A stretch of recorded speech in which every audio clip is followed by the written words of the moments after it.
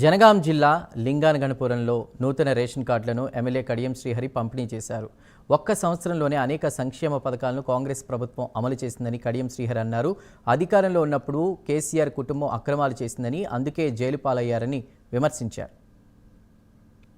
ఎకరాల భూములను వేల కోట్ల రూపాయలను సొంతం చేసుకున్న వాళ్ళు ఇవాళ ప్రభుత్వం మారిన తర్వాత, అధికారాన్ని కోల్పోయిన తర్వాత అనేక కేసులలో ఇరుక్కొని జైలు ఊసలు లెక్క పెడుతున్న వాళ్ళు, అనేక స్కామ్లలో ఇరుక్కొని జైలు ఊసలు లెక్క పెడుతున్న వాళ్ళు ఇవాళ కాళేశ్వరం కావచ్చు, ఫోన్ ట్యాపింగ్ కావచ్చు, లిక్కర్ కేసు కావచ్చు, ఒక కుటుంబంలోని అందరూ కూడా ఏ రకంగా అవినీతి అక్రమాలకు పాల్పడ్డారో మనం చూసాం. కల్వకుంట్ల కుటుంబం ఇవాళ మొత్తం అందరూ కూడా కేసీఆర్, కేటీఆర్, హరీష్ రావు, కవిత గారు అందరూ కూడా కేసులలోనే ఉన్నారు.